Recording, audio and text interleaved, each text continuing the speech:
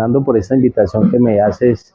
Un honor poder compartir contigo experiencias bonitas de la vida. Claro que sí, gracias a usted, padre, porque con César Augusto los dos, yo soy Fernando Morena, estamos en la casa del padre Dimas, donde atrás se puede observar que están haciendo la alimentación que hacen y que vamos a mostrar un poco. Ahí están las personas que van llegando aquí a este hogar donde se les da la alimentación por parte del padre Dimas. Pero aquí vamos a hablar un poco de la vida del padre Dimas. Padre Dimas, ¿él nació en Palmira? Soy palmirano de pura cepa. ¿Dónde nació? Nací en el barrio obrero. Barrio Obrero. La dirección, como dicen, la dirección bugueña. Eso es la carrera 25 con calle 38. ¿Qué recuerda ese sector de esa cuadra? Pues recuerdo que mis padres pagaban arrendo allí. Mi mamá tuvo 4 hijos y todos los tuvo con partera. Mi mamá no conoció el hospital sino cuando estuvo enferma. Ya, ¿y cómo fue? ¿Qué le contó su mamá esa parte de ese proceso del parto? Bueno, mi mamá fue una mujer campesina. Hablaba muy poco, pero ¿qué recuerdo de ella? La educación, la formación, aunque mi mamá nomás estudió hasta segundo de primaria, me enseñó cosas que todavía en la vida me sirven mucho. Recuerdo 2 anécdotas de mi mamá, me decía: mi hijo, coma harta espinaca, ¿Para qué? que la espinaca le da inteligencia. Yo me comía esa hoja de espinaca así, eso sabía feo.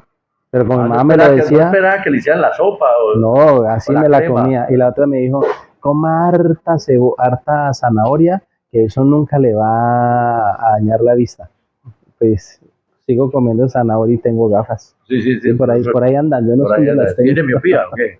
Tengo, no, ya presbicia por la edad. Sí. Y bueno, y esa niñez, ¿qué recuerda con los compañeros, o sea, los vecinos, los niños de esa época? Bueno, la verdad que mi adolescencia, mi niñez fue muy de la casa, porque mi mamá me enseñó a madrugar, a estudiar, a aprender todo de memoria y que yo tenía que salir adelante. Eso fue lo que aprendí de mi mamá. ¿Dónde fue a estudiar la primaria? La primaria la estudié, sí, no, en el Uribe, en la escuela José María Córdoba. ¿Cuántas cuadras hay? Eran como unas 8 o 10 cuadras. ¿Con sus hermanos se iban todos los días? No, solo. ¿Solo? ¿Y qué le gustaba en esa época? En esa época era bueno para las matemáticas. Sí. ¿Y malo para qué? Malo, no. ¿Todo era bueno? Todo era bueno, gracias a Dios. Recuerdo que tenía un carrito, lo que todos usamos, la llanta con el palito. Ajá. Así se iba uno hasta allá y uno la dejaba parqueadita y luego volvía uno y la salía y por ella se venía. Esos eran los juegos de aquella época, ¿no? De la época, los juegos tradicionales, ¿no? Sí, los juegos tradicionales. ¿Y qué juegos tradicionales jugaba usted? Yo jugué fútbol. Pero no, antes de jugar, o sea, nada de yo-yo de esa parte. No, sí, bolas. Jugábamos bolas, jugábamos yo-yo, Jamie. Ajá. ¿Cuál ¿Al escondite también o no? Al escondite, sí. Porque pues, no es que decía que lo dejaban en la casa, entonces no, pues en la casa, no, en la calle, a uno le dejaban jugar en la calle ahí. Sí, ¿cuánto tiempo le daban de salida de la casa? No, hasta las 10 de la noche ahí, éntrese a bañarse y a madrugar para el otro día estudiar. Y a orar antes de dormir, ¿no? Sí. Esa parte no tanto mi mamá, mi abuelita. Sí, mi abuelita sí era de... Esa es la abuela. Yo le debo a mi abuelita ese rezandero, que mi abuelita venía de Andalucía y era la que me hacía madrugar para ir a misa. Yo decía: ay, Dios mío, ¿cuándo era que esta señora se va a ir? Porque el único día que uno tenía para dormir hasta tarde eran los domingos. Y a la abuela tenía que uno acompañarla a misa. ¿A qué iglesia iba? A San Cayetano. Ahí era cerca. Sí, ahí pues siempre hemos vivido sobre ese sector. ¿Y cuál fue la primera oración que se aprendió de niño? El Padre Nuestro y el Ángel de la Guarda. Todos los días la rezaba. Todos los días, eso era sagrado. Sagrado, no se podía uno. Y por la noche darle gracias a Dios. Y bueno, y termina esa primaria, ¿pasa al bachillerato dónde? En el Instituto Técnico Industrial Humberto Raffo Rivera. ¿Y le tocó de la 42 o en el recreo? Me tocó como rector Aldemar Mafla Mosquera. ¿Y era qué sitio? ¿Allí donde está funcionando el Raffo? Sí, ahí en la 42 con 19. Y bueno, y ahí se fue orientando, estudiando, y eso era industrial. ¿Qué le tocaba hacer? Me tocó teoría de electricidad. A mí no me gustaba la electricidad. Y entonces, Y perdí el año por electricidad. ¿por qué cambiaba el negativo positivo? ¿Cómo era el No, cuento? no me daban los polos ni nada de eso. Y ni rehabilitando la pasé, entonces perdí el año y dejé de estudiar 5 años. Ah, o sea, se abrió el rajo. Sí, me abrí el rajo. ¿Usted no se graduó en el rajo? No, me puse a trabajar y ¿Y cuál fue el primer trabajo entonces?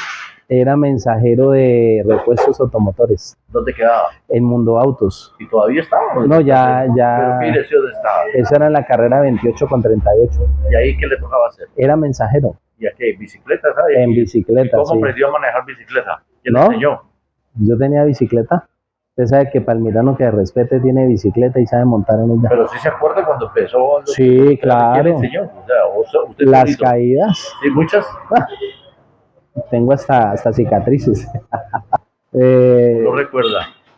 Pues que me hayan dado honores no, pero sí me fue bien, gracias a Dios. ¿Y la conducta qué tal era? No, chévere, eso en esa época era una manera de vivir diferente a la de hoy.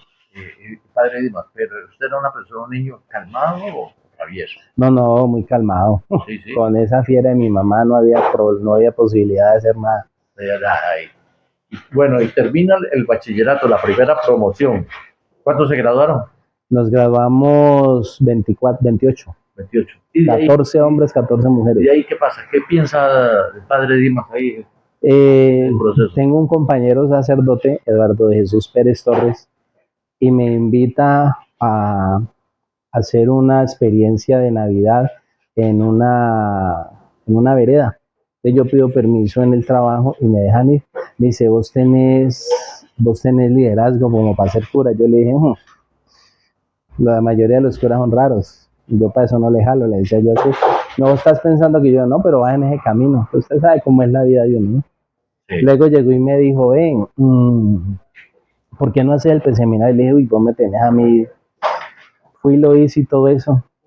Me dijo, ¿por qué no metes papeles al seminario? Le dije, mira, a mí no me gusta eso.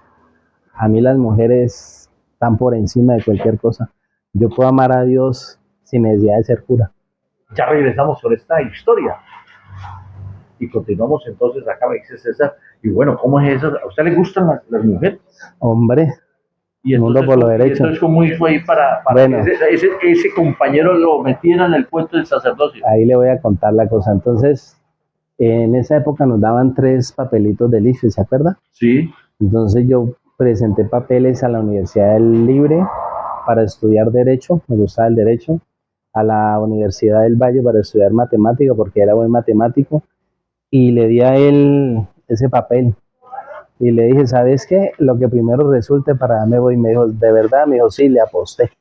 Yo hágale lo que primero resulte.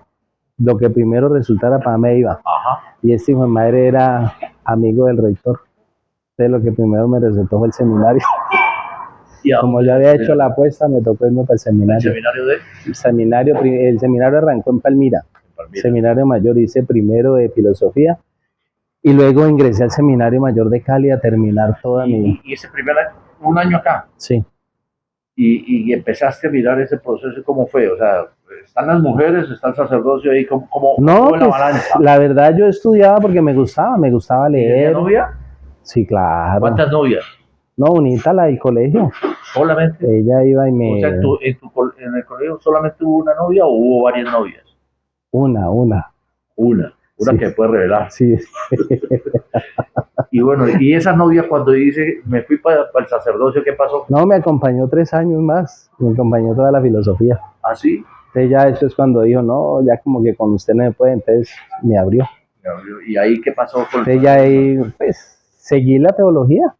O sea, pero que yo hubiera dicho, pues, que yo estaba convencido de lo que había escogido, no. ¿Y padre, por qué no se casó con ella? Porque me gustaba más el estudio. Y yo dije, ¿yo qué le voy a ofrecer a alguien si yo no tengo nada? Que no me tomo mentiras, que irse a vivir así sin uno tener una proyección de amor no solo se vive, hay que planificar las cosas. Y entre mi mente no está el matrimonio. Más bien hacerle daño a los demás, sí, pero yo no. Y entonces ahí se fue derechito. Sí. ¿Dios le dio esa luz? Terminé terminé el seminario y me ordené diácono el 5 de octubre de 1996. ¿Quién lo ordenó? Me ordenó Monseñor José Mario Escobar Serna. ¿Y de ahí qué sigue? De ahí es una experiencia de diaconado transitorio, pero el diaconado transitorio me demoró 12 años. Esa es la pregunta. ¿Ustedes estudian cuántos años para 7 años. En esa época eran 7 años. 7 años. ¿Y 7 años de ahí pasan a diácono? No, O en el transcurso de cuarto los 7. año de teología a uno lo Vale. ordenan diácono. Y de diácono, y Y ahí está uno un año y luego uno sale a una experiencia, a alguna parroquia un año más y luego lo ordenan. Pero ¿Y por yo me qué? demoré 12 años. ¿Por qué? ¿Qué pasó? Porque yo después, 12 años. sí.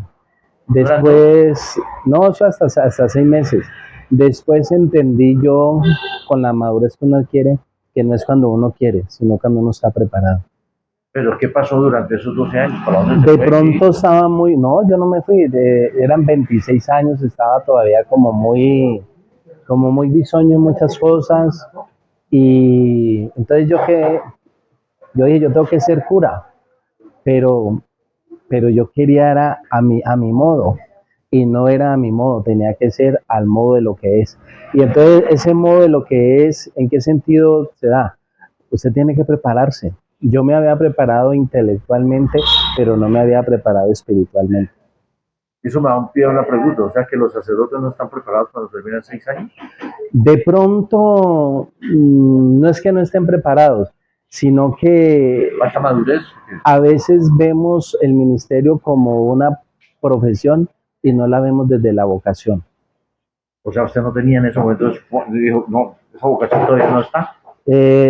Quizás de pronto no estaba como preparado para asumir un rol de sacerdote, ¿sí me entiende? O sea, a veces nos volvemos funcionarios y necesitamos pastores. Y yo creo que a mí me faltaba un poquito.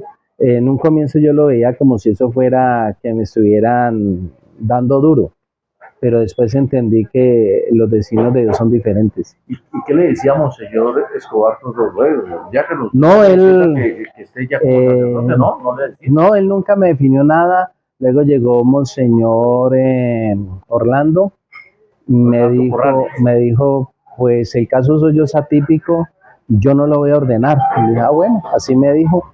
Y me tocó esperar y esperar y esperar hasta que llegó una vez Monseñor. Venga, antes de ¿qué pasó allí ¿por qué no lo ordenó si usted ya estaba preparado, llevaba más de 15 años? Precisamente por eso, porque de pronto fui muy terco, muy soberbio, muy arrogante. Y yo creo que la vida le enseña a uno que no es la arrogancia, que no es la soberbia, sino que hay que prepararse.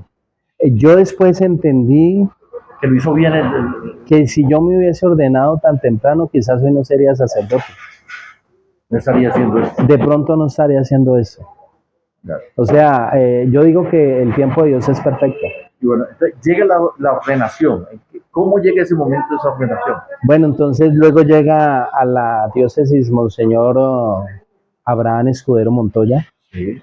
Y entonces un día Carlos, el chofer, le dice, vea, Monseñor, él es el diácono que no ha podido ser ordenado. Digo, ¿cuál? Dimas, digo, sí. Ah, espere. Entonces pararon y yo iba en la bicicleta, íbamos por cerca al Parque Bolívar.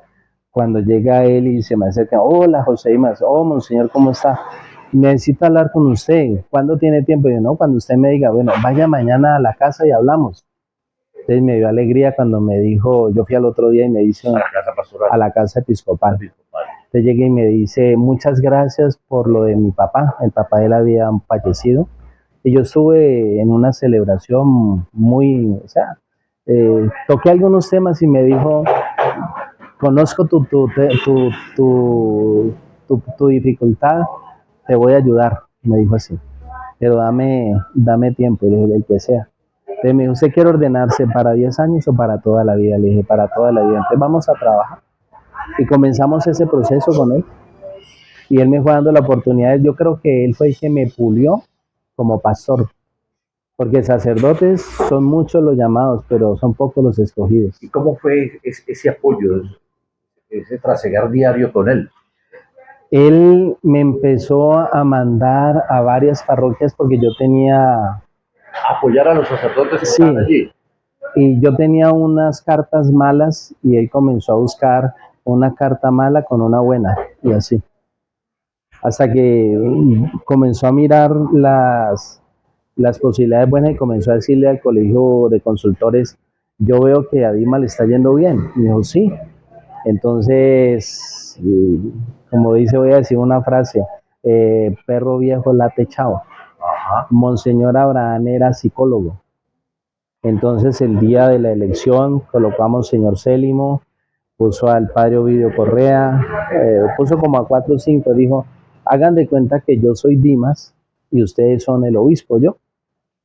Y después de verlo trabajar y todo eso, yo veo que el muchacho tiene condiciones, ¿cierto? Dijo, sí, claro. Yo lo ordenaría, dijo usted que no, yo también, yo también. Y le dijo como a 4 o 5, listo, entonces vamos a ordenar a José Dima. No le preguntó al resto. Entonces, con eso que él hizo, ¿cuántos que tenían que votar? Eran 9. Y él le dijo solo a 4. Y ya. Le dijo, bueno, yo hablo ya con él. Entonces me llamó. A ver, lo llamó Monseñor Pues Abraham Escudero, ¿y qué le dijo? y que me dice, vea, hemos decidido darte una oportunidad. Y te vamos a ordenar, porque no decía te voy, sino te vamos a ordenar en una fecha muy importante. Una fecha que nunca en la vida se te va a olvidar. Es un hombre que se asemejó mucho a Jesucristo en su vida. Te vas a ordenar el 4 de octubre, fiesta de San Francisco de Asís. Entonces él me ordenó un 4 de octubre del 2008 y me ordenó en la catedral solo. Él me dijo, yo no quiero que nadie más, porque usted ha sido un caso atípico en la diócesis o en Colombia entero, un diácono transitorio por 12 años. Entonces te vamos a ordenar ese día.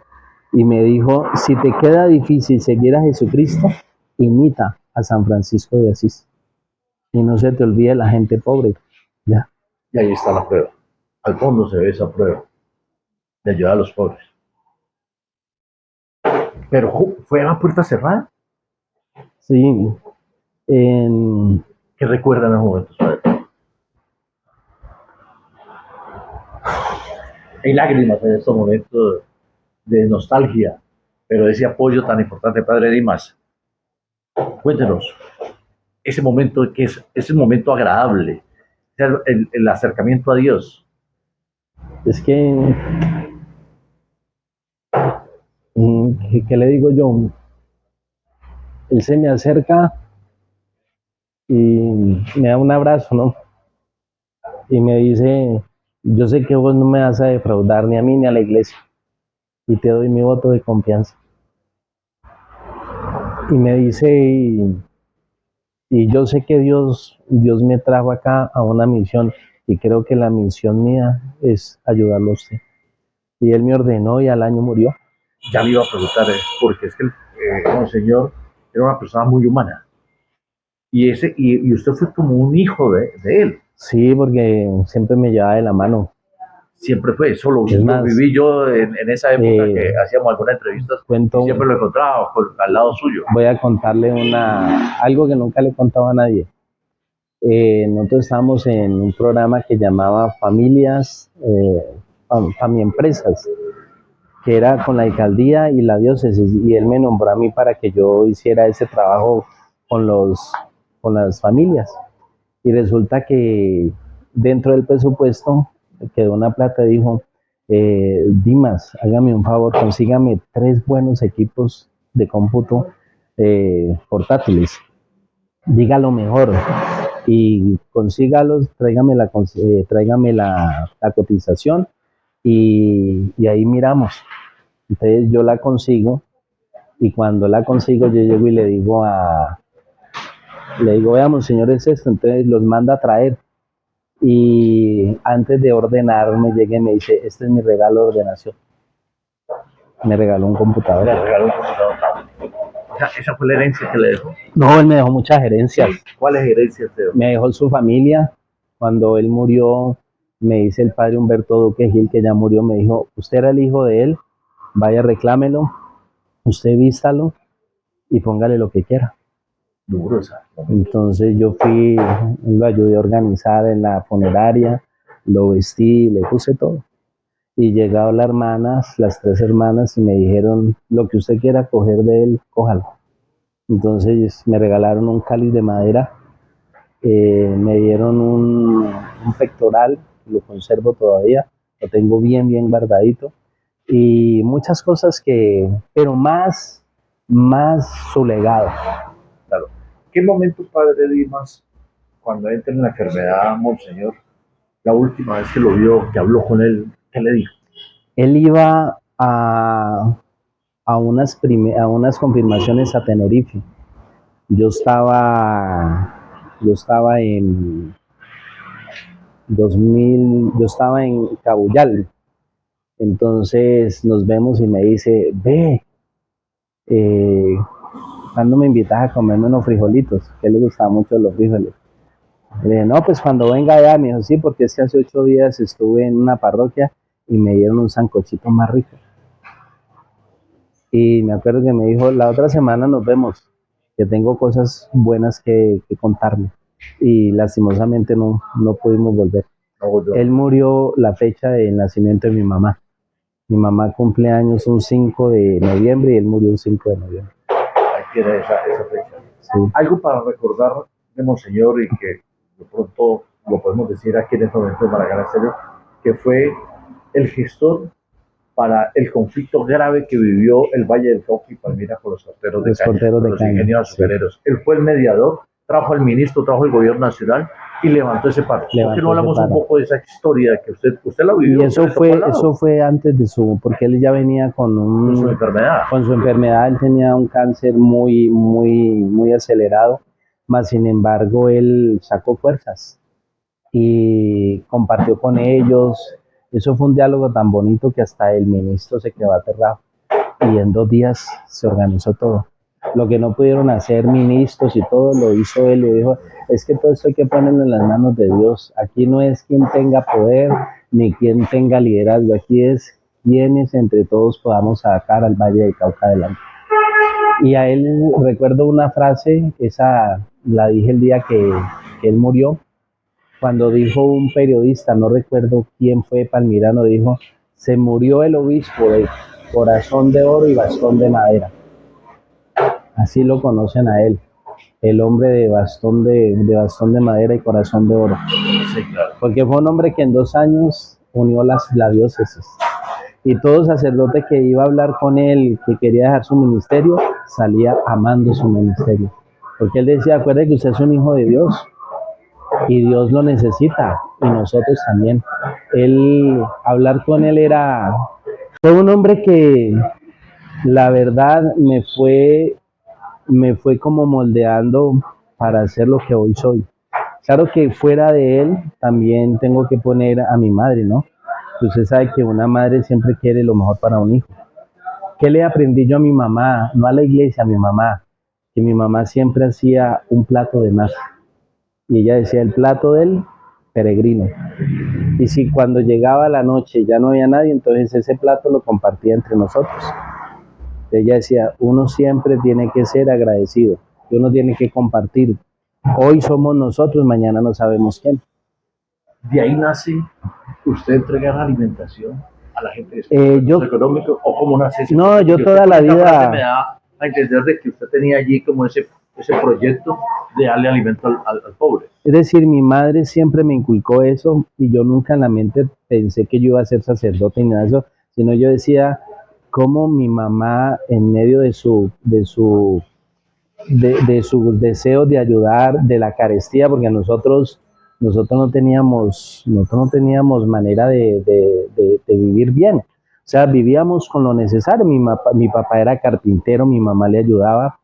Mi papá cayó en la cárcel y yo me vine a dar cuenta a los 38 años que mi papá estuvo en la cárcel. Mi mamá nunca nos dijo nada. Mi mamá siempre decía, voy a ir el domingo a hacer una vuelta, espérenme.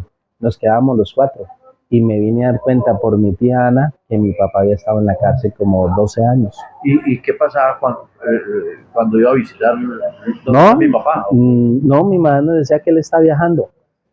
que él está vendiendo repisas, porque ellos hacían repisas, cortineros de madera, sí. Entonces, a mi mamá siempre le miré ese detalle del compartir. Y yo creo que eso me fue llevando, tanto que cuando yo trabajaba yo sacaba y le compartía a algún compañero, le ayudaba a algún amigo a pagar cualquier cosa, pero siempre he estado como en función de servir. Claro que a mí no me gusta decir las cosas que hacen y nunca en mi vida pensaba yo llegar a ser sacerdote ni eso, sino simplemente, hombre, si Dios me ha dado una oportunidad, pues demos la oportunidad a los demás.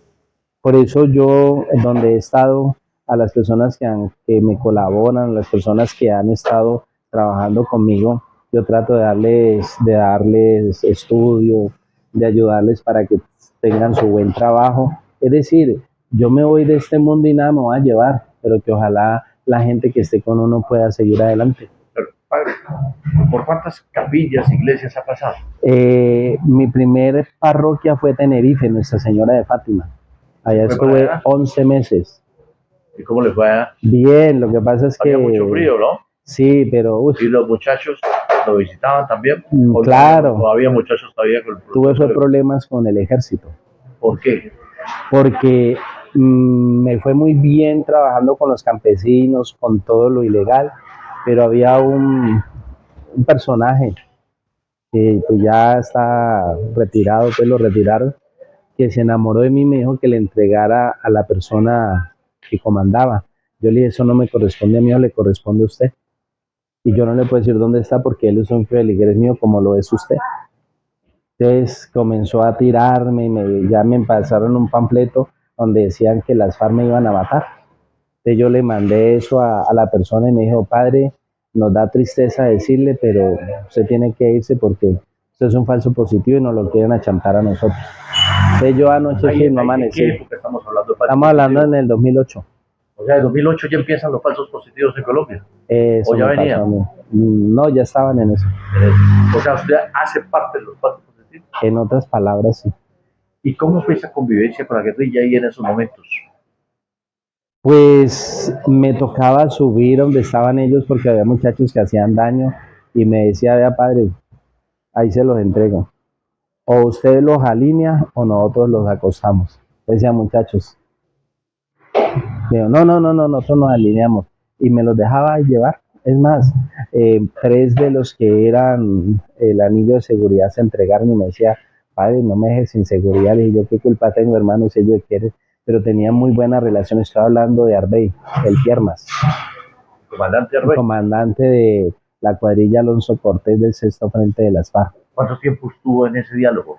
Desde que llegué, él me acogió, me tocó ir donde estaba él y hicimos una muy buena relación, tanto que él me ayudaba mucho. ¿Le ayudaba en qué? Me ayudaba a arreglar el carro, me daba para la gasolina. Mejor dicho, yo le decía, a usted le se quita la plata a la gente, venga, yo se la quito a usted. Le decía de manera focosa y me decía... ¿No hubo temor, miedo? Nunca. Antes él me... ¿No hubo amenaza allí? No, nunca. Antes él me decía, padre, ¿será que tenés un tiempito de poder bajar? Y me hacía recoger, yo iba donde él. Era un gran ideólogo, pero un hombre muy de servicio.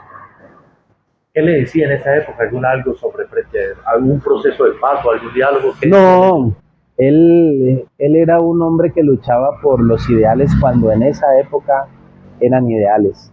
No había tanto esa cosa del narcotráfico ni nada de eso. ¿Narcoguerrilla no existía? No existía narcoguerrilla. Y la verdad eran las personas que ponían respeto en Tenerife. Es más, desde que él estuvo nunca hubo un sembrado de amapola ni nada de eso.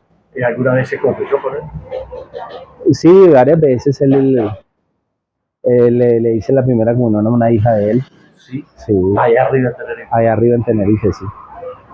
Éramos como estamos, sí.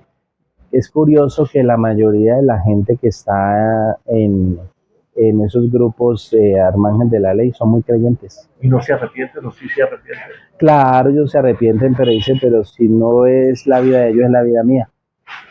¿Qué podemos hacer? Ya después de uno estar en esto, hay que seguir. Y en el momento que está usted allí en la iglesia en la que le tocó algunos combates, estar en medio de ese fuego. No, me tocó cruzado. una vez cuando estaba abajo en el cañón del Chinche, hubo, mataron a una persona, me la colocaron en la capilla.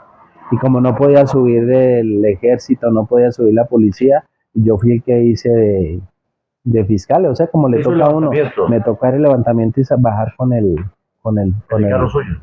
no, O dejaron subir la la funeraria. funeraria. Es que uno, usted sabe que en esas veredas le toca a uno hacer de fiscal, de todo eso, porque ellos no, si algo tienen ellos, le respetan a uno la vida. Le tocó en la época cuando se desplazó los campesinos de Tenerife acá a Palmira, al Coliseo, que hubo unas amenazas y les tocó bajar casi todas a las familias campesinas. ¿Estaba usted? No, yo nomás estuve 11 meses en el ¿Pero se 2008. acuerda de esa situación? ¿Le tocó vivirla también? No, no me tocó vivirla.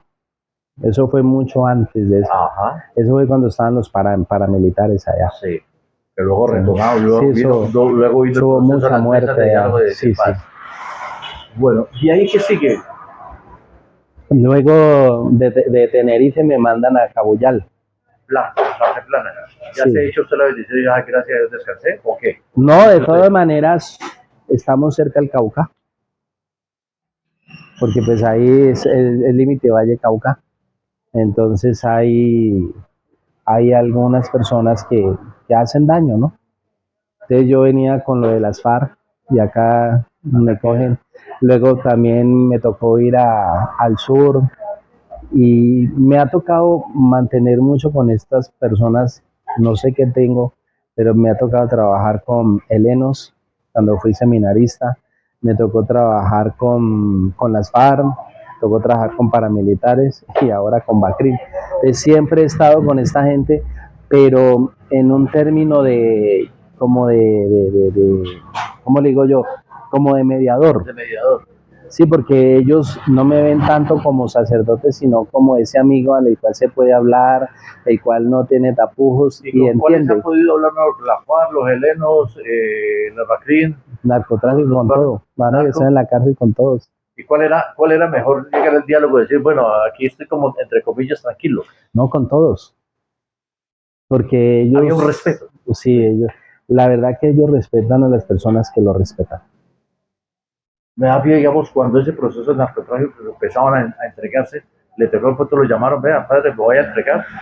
¿Hubo algo así? A mí me tocó trabajar con Monseñor Dario de Jesús Monsalve, cuando era el arzobispo de Cali,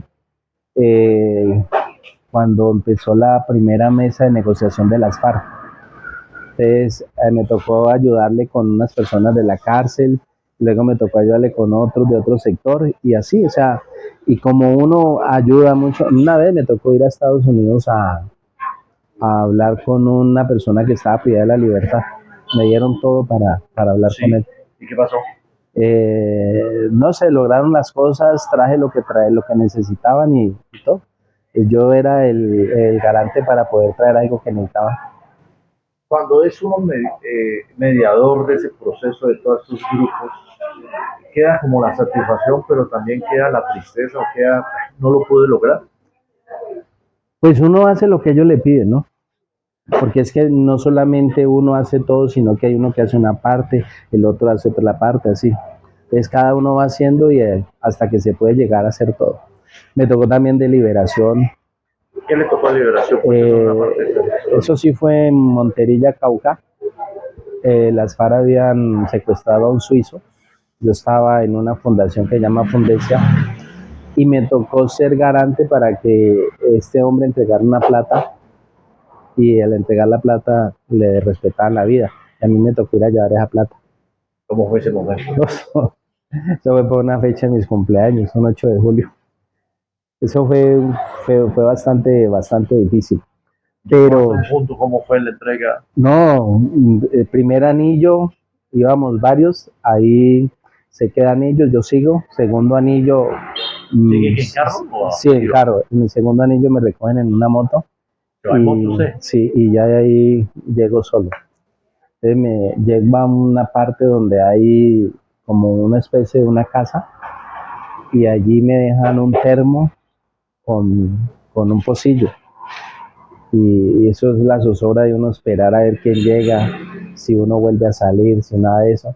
Yo me tomé todo ese café Y nada que llegara. y nada que llegaba, y como a la hora y media ya viene apareciendo la persona que era.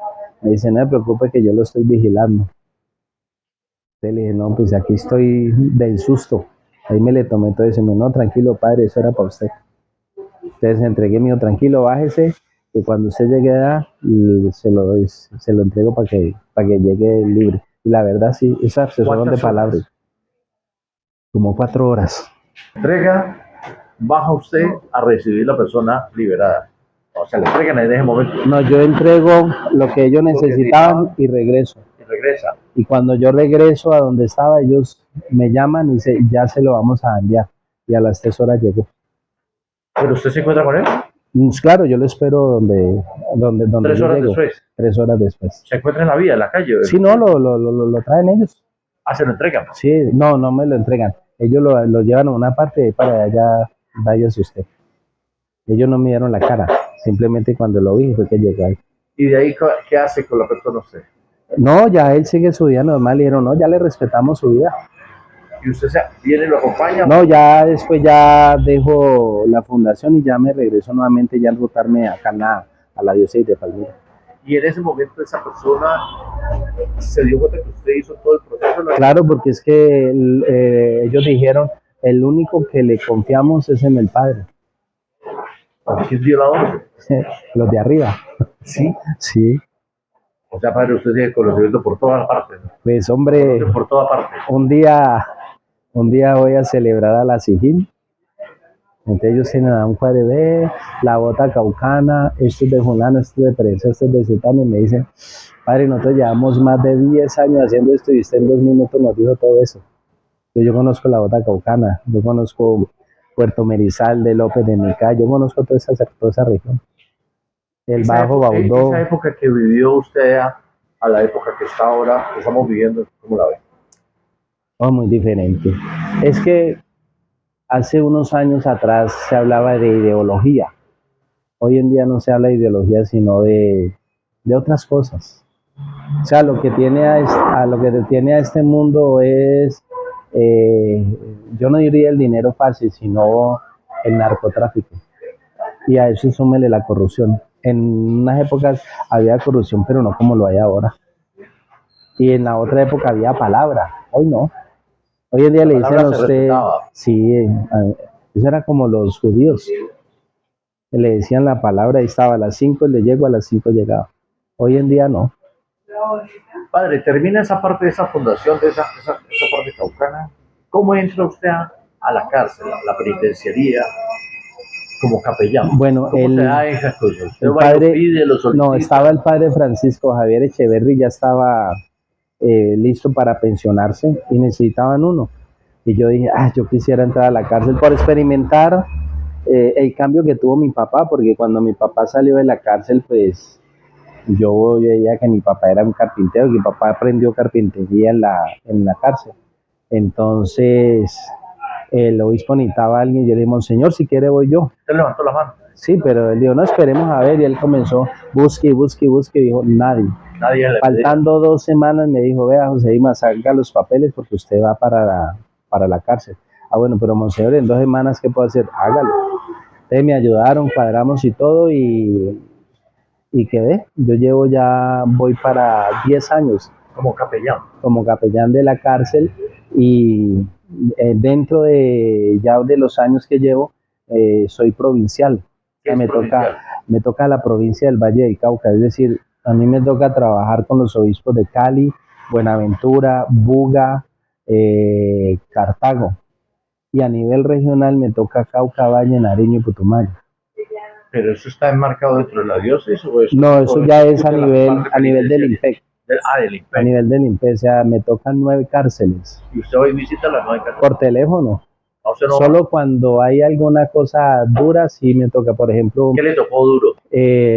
Los 52 muertos de Tuluá. ¿Qué pasó ahí? En el patio, creo que fue el 8, entre ellos hubo una riña y se prendieron fuego. Murieron 52 calcinados. Cuando usted llega a la cárcel de Tuluá, ve y se excede. ¿Cuál fue?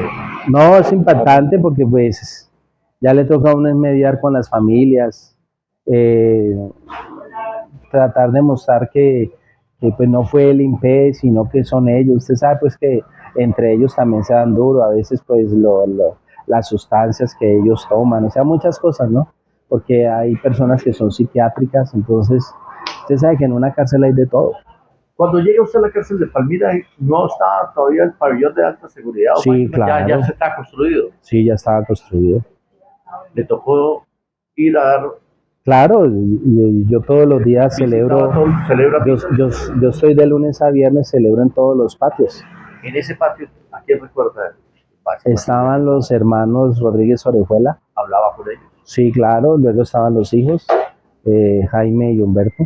Ajá. Sí, ha habido gente de todo, el pabellón es nivel uno, es decir, la gente que tiene catalogado el INPE de nivel uno es que son personas que son de cuidado por la nación. Le tocó Arizabaleta, Don Juan Zabaleta Arzayus, sí, muchos de ellos, pero mire que Lirona, no, ya se había ido. La gente tiene el nombre de ellos, pero cuando uno ya conoce a la persona como tal, son diferentes. ¿qué recuerda, digamos, los hermanos Rodríguez que eran tanto acá en el Valle del Cauca, esa parte humana, cuando uno habla ya de sacerdote Bueno, a interno? ¿Qué recuerda uno de ellos? Personas de palabra, porque ellos nunca en su vida aventaron a nadie. Los Rodríguez Orejuela murieron en su ley.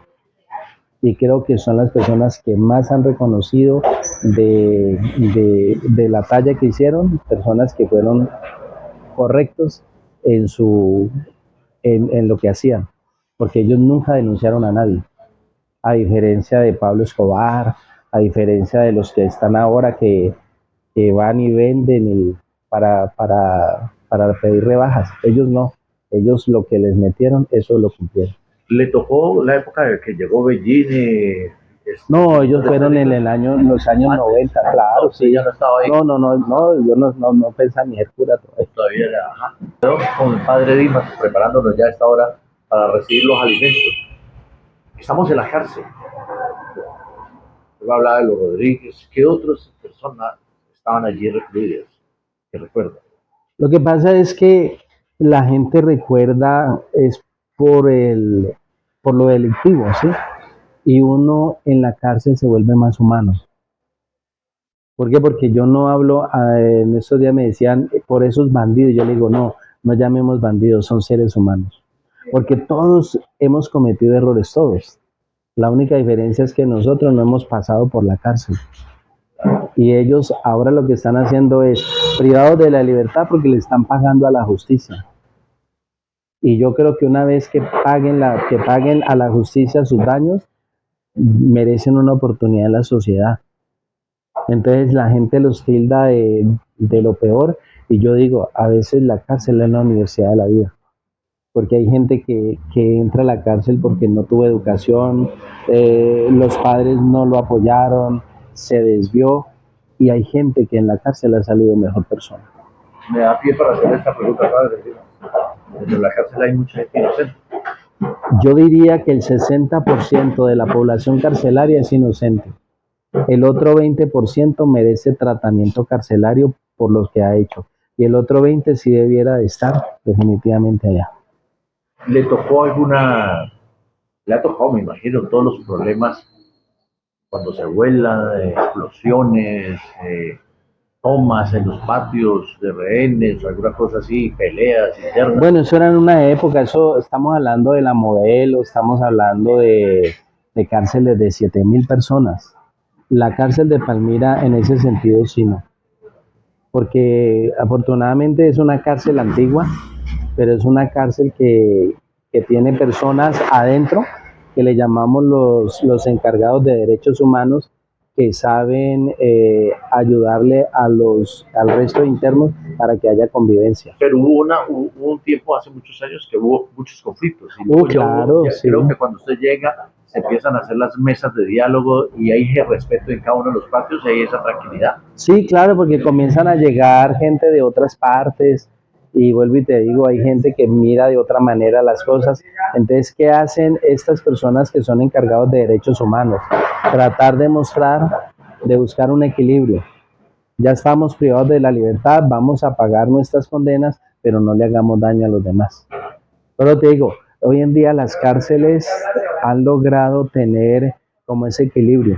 No es como dice muchas veces la gente, es que la cárcel es lo peor. No, hay personas que en las cárceles han cambiado. Con esa experiencia en esa cárcel, padre, ¿por qué le ha llamado a atención alguno? Algo que alguien le haya dicho, padre, perdóneme, o dígale a la familia que lo que acabo de cometer, alguna anécdota así con algún interno. Bueno, una anécdota que sí lo puedo contar. Hay un señor que se graduó a los 65 años y invitó a la nieta. Y la nieta le dijo, abuelo, por el hecho de usted mostrarme que se pudo graduar, yo voy a graduarme, voy a ser la mejor. O sea, el abuelo se graduó a los 65 años y la nieta llegó y dijo, usted me está dando a mí muestras de superación. Padre, frente a eso, ¿cómo está la educación? ¿Cómo está el trabajo dentro de la cárcel? ¿Si hay esa recuperación para estas personas? Mire, es muy difícil hablar que está bien, porque primero es que tenemos que hablar del hacinamiento a nivel nacional. Hay 129 cárceles, la cárcel de Palmira es para 1.157 y ahora hay 2.300. Doble, más del doble. Entonces, decir que todo el mundo está descontando en lo que se quiere es muy difícil. Primero porque usted sabe que el Estado no maneja buenos rublos. La educación, pues, es una cárcel demasiado pequeña con las aulas de clase. El SENA apoya lo que puede. Es decir, se hace desde donde se pueda. Pero sí hay bastantes personas que aprovechan y los que obligatoriamente tienen que estudiar, obligatoriamente. ¿Por qué tienen que estar obligatoriamente? Porque es una manera de mostrarle a la misma sociedad que se están resocializando a través del estudio. Y el trabajo también. Y ahí los que trabajan en ebanistería y los que ya de pronto vienen en un proceso de confiabilidad, son los que hacen la parte ornamental, los que sostienen la cárcel.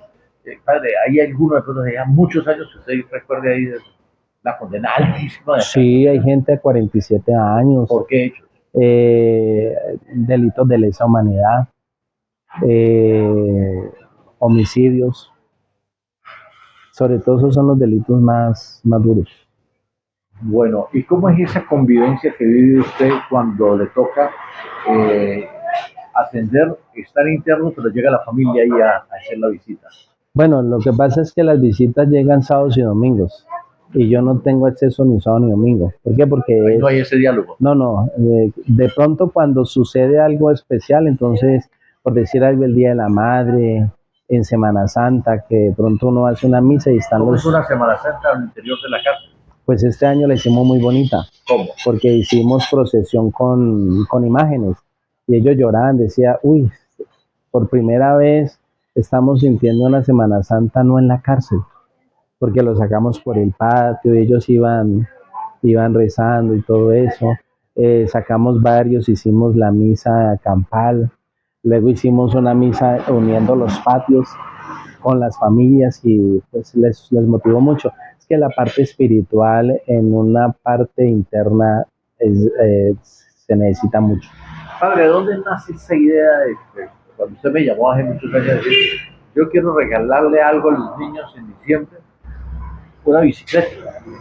¿Cómo logra incluir a los internos para que ellos la organicen y la vuelvan nuevas? Bueno, eso se llama el Día Azul. Es el día del IMPEC. Entonces, ¿qué se hace? Pero ¿cómo nace esa idea? Nos fuimos un día a Guayabal a llevar regalos y dos de ellos regalaron las bicicletas de sus hijos.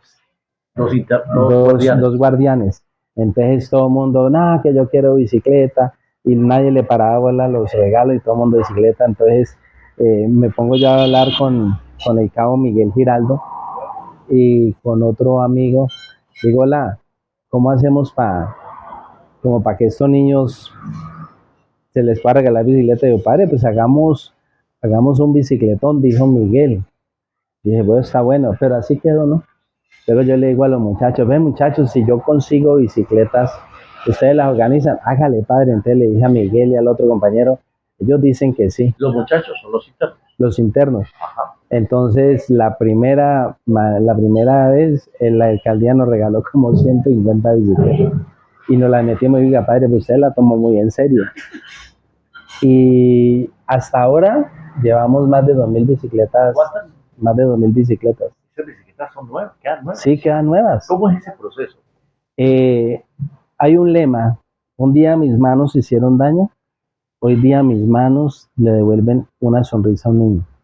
Toda bicicleta tiene que pasar por la cárcel, porque el objetivo es que esas manos que un día empuñaron las armas para hacer daño, hoy están empuñando las manos para darle una sonrisa a un niño. Tengo una anécdota con un interno y un guardián. No sé qué pasó y hubo un pequeño inconveniente entre el guardián y el interno, y el interno le dijo, cuando salga te vas a dar cuenta quién soy yo. O sea, lo amenazó. Sí. Y ese año le dimos bicicletas a los niños y coincidencialmente cayó con que el niño de ese interno se le dio una bicicleta y el niño vino a visita familiar. Sí. Y coincidencialmente el guardián estaba allí. Cuando le dice, ve papá, él me regaló una bicicleta. Le dice, ¿verdad?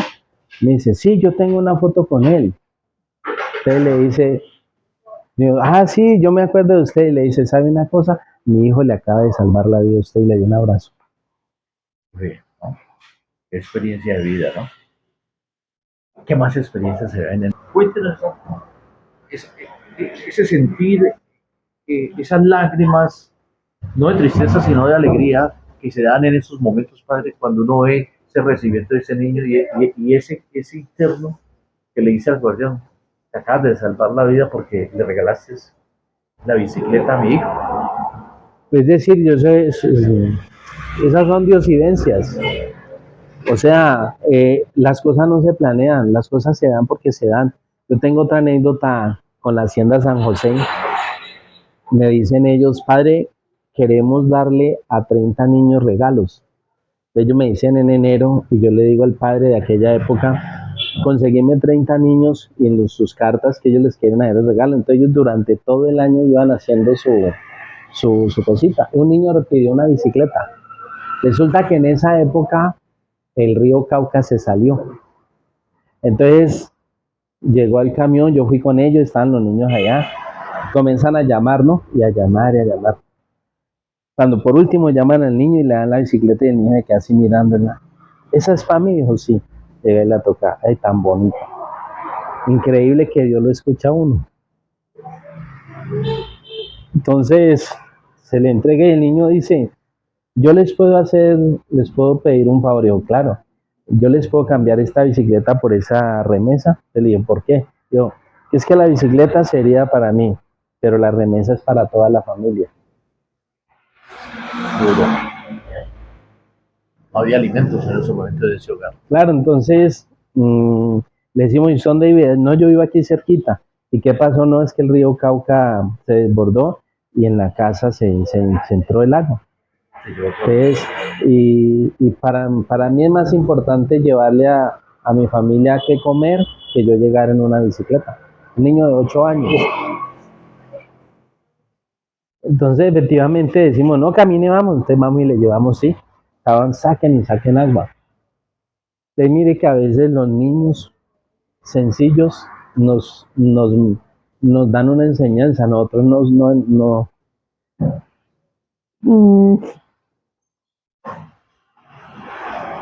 nosotros somos muy apegados a lo material y los niños pobres nos enseñan que no es lo que yo quiera, sino lo que se necesita.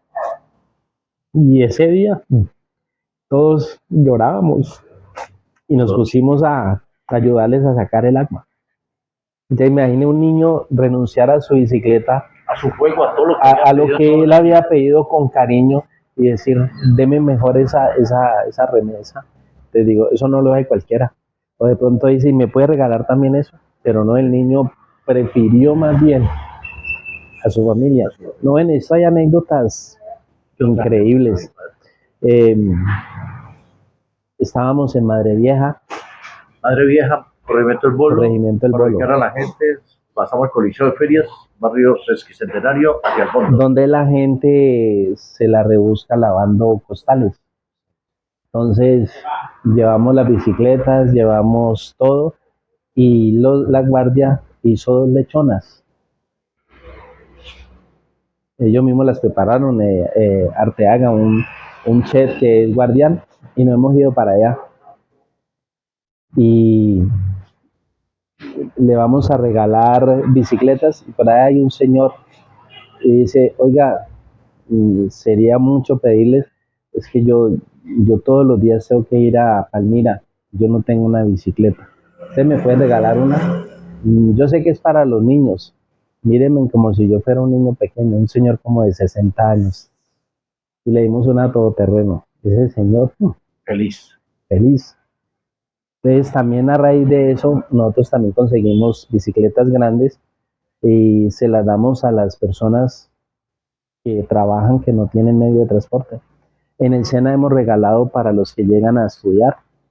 Le hemos dado a gente que uno sabe que se quedó sin trabajo y le regalamos su bicicletita. ¿Este año cómo va el proceso? Ya llevamos 60 bicicletas. ¿Dónde hay que llevar las bicicletas? No, Utilizamos en casa. no llega a llevarlas al INPEC. Ellos ya saben que eso ya es institucional. Es más, querían hacerlo nacional. O sea, la cárcel de Palmira es abanderada en ese sentido. No es un programa mío, es el Día Azul, que yo se los ayudo a liderar, sí, pero prácticamente esto lo hace la guardia, es más, la policía también ha querido hacerlo, llevamos a tránsito y ese día unimos todas las fuerzas del Estado para mostrarle a la gente que ellos también tienen un corazón. Entonces ese día compartimos con muchos de ellos. Otra experiencia que tengo con la fiesta de las Mercedes, me dice Arteaga y el distinguido Quevedo, que ya nos dejó, me dijo, bueno, ¿qué se te ocurre para que hagamos de la fiesta de las Mercedes? Le dije, muchachos, si me consigo unos marranos, ¿será que le damos la comida a los internos? Me dijo, ¿usted qué va a ser capaz de conseguirle eso? Pues me he conseguido. Y la guardia le hizo el día de la fiesta de las Mercedes la comida a los internos.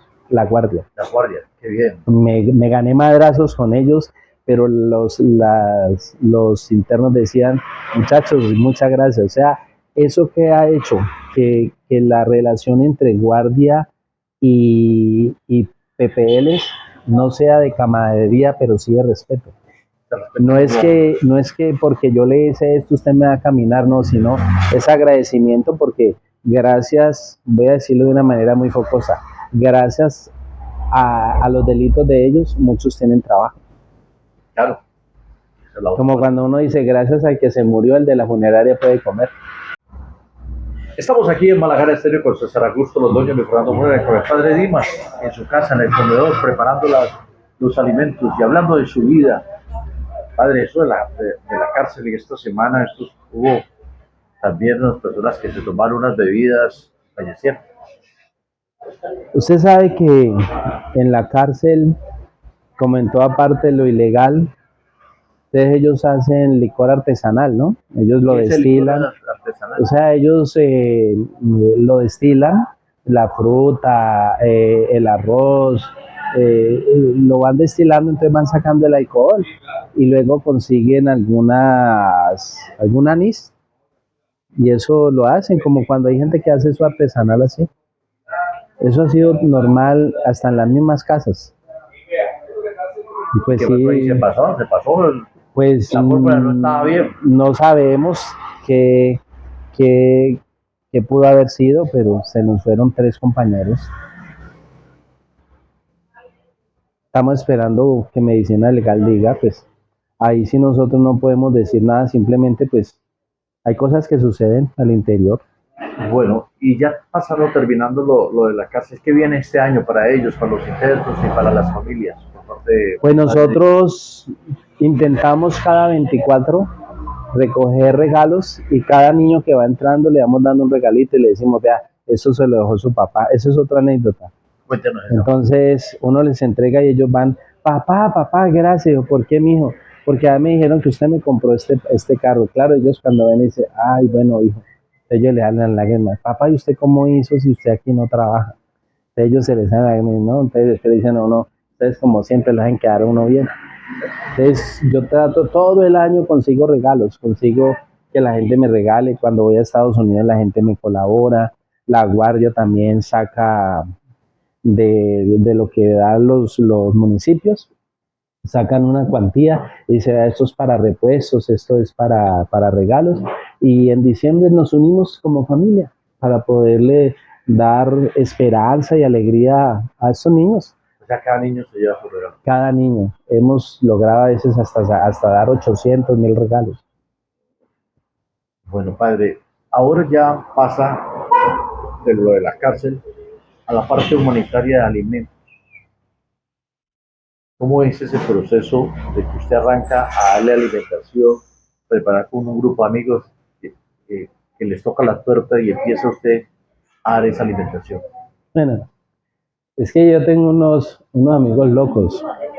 Entre ellos está Miguel, que trabaja en la cárcel, el teniente Enríquez, que ya está retirado, y muchas otras personas que de pronto en pandemia dijimos, hombre, pues démosle comida a la gente. O sea, yo siempre he venido dándole, siempre le hemos dado comida. Sí, claro, sacábamos una vez a la semana en la pandemia, porque en la pandemia todo el año le dimos comida a la gente. Nosotros no supimos que fue pandemia. ¿Usted le dio COVID? No, o si me dio nunca supe. ¿Cómo en esos momentos, cuando estaba todo el mundo encerrado y ustedes preparando alimentación? Mire, es curioso que la gente sabía qué hacíamos nosotros y que vamos para la Agüitera. Yo en esa época estaba en la Agüitera y decían, van por el Padre Dimas, sigan. Y bajábamos y le llevábamos a la gente, a todo el mundo. Entonces le repartíamos a los que, yo creo que dábamos diario, unos 1500 comidas. Y eso nunca paramos. Todos los días del año de la pandemia, eso fue... ¿Cómo logra sacar toda esa alimentación? ¿Dónde salen los recursos? Luis Fernando, Dios es grande. Y hay una persona que siempre ha estado ahí. Nunca me dicen, nunca diga mi nombre. Usted lo conoce, es una persona que, no lo podemos decir.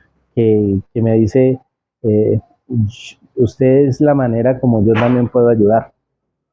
Y él me ayuda con una parte. Luego tengo esta gente que viene de la Agüitera, todos ellos desde que yo estaba en la Agüitera aquí vienen. Son los que cocinan, viene gente aquí de Palmira, a veces Tránsito ayuda a repartir, y viene el ejército, ha venido abogados, han venido jueces, y siempre como querer eso. Una vez vino la registradora, Ayana, ayudó a compartir y a salir. O sea, yo le digo a la gente, regale un poquitico, no me traiga cosas, denme su tiempo. ¿Dónde está ubicado, padre? En Barrio Nuevo. Aquí. Carrera 29-2369. A una cuadra del Palacio de Justicia, para sí. Para ubicarse bien, las personas que quieran hacer alguna donación. El que quiera venir, bienvenido es Carrera 29-2369. Bueno, padre, pandemia, pasa la situación, pero viene el paro. ¿Cómo hace usted durante ese paro dar la alimentación? Vuelvo y le digo, esa persona que conocemos, que me dijo... Estuvo. Sí, no, y me sigue sosteniendo. Antes me dice que yo a veces soy pendejo, que yo tengo vía libre, y le digo, no. Hay otras personas que también quieren ayudar. Anécdotas que han pasado entregando esas alimentaciones, contémoslas. Una vez le estamos entregando a una persona, ¿no? A un niño. Y el niño ya se queda así mirando. Espere un momentico, y va sacando. Tome, le doy 50 pesos, lo de un niñito. Una moneda de 50. Una moneda de 50. No, tenga, con esto les ayudo. Y llegue y lo destape y dice, wow, mamá, ¿sé cuánto no nos comemos?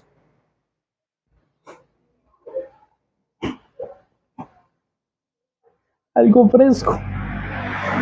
¿De cuántos años el niño? Un niño de 4 o 5 años. Digo, mamá, está más rico. Porque lo abren y sale el...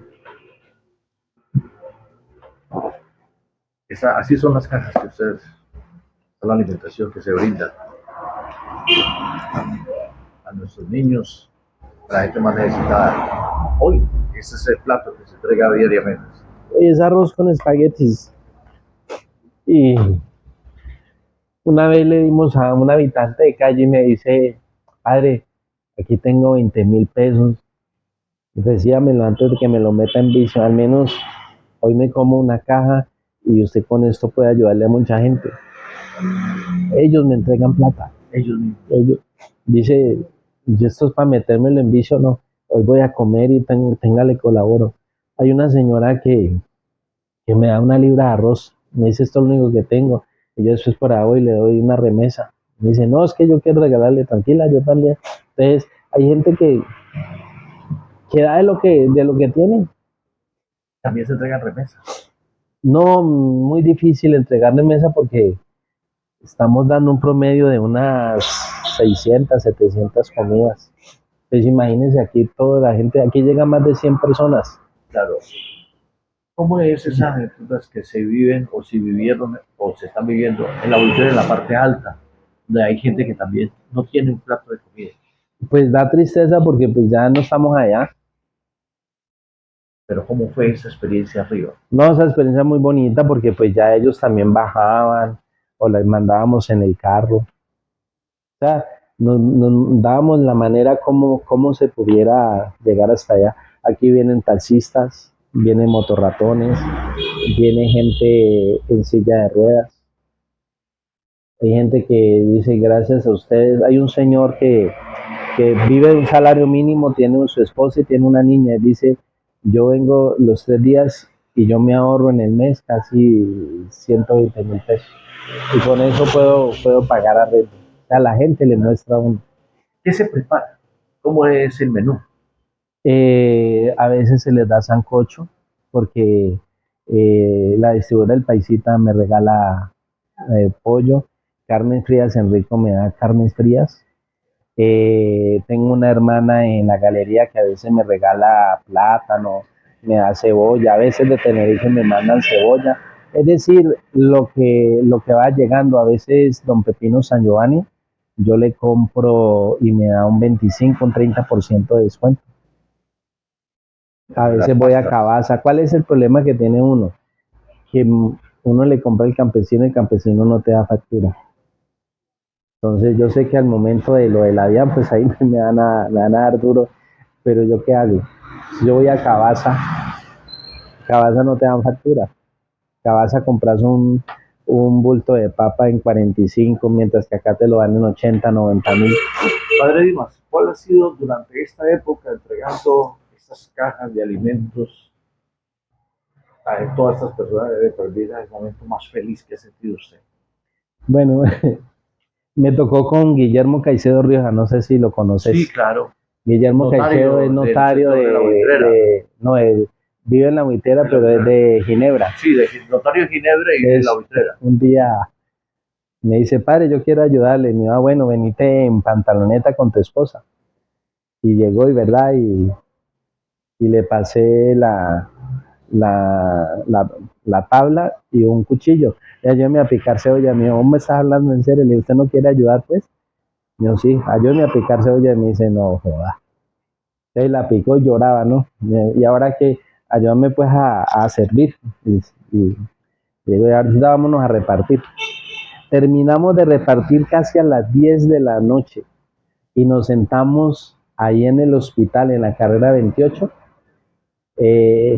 Los que estábamos repartiendo, Guillermo y 2 personas más habitantes de la calle a comer y decía, pues pucha, en mi vida yo pensé que hoy me iba a comer un plato tan rico con gente de la calle, con un cura y con un poco de gente, cuando yo tengo todo en mi casa, pero esto ha sido la mejor experiencia de mi vida. Es una experiencia muy hermosa, ¿no? Compartir con la gente de la calle es lo más lindo. ¿Qué le dicen ellos cuando usted entregue No. esa caja? ¿Qué le dicen a uno? Que Dios los bendiga. Ya una vez, uy, llegó el maná del cielo, nos dicen a veces. Uf, llegó la comida hecha con amor. Llegan y dicen, uy, a nosotros hoy nos tratan como gente rica, porque nos dan lo mejor, es que nosotros les damos a ellos lo mejor. Sí, no es cualquier comida. No, no.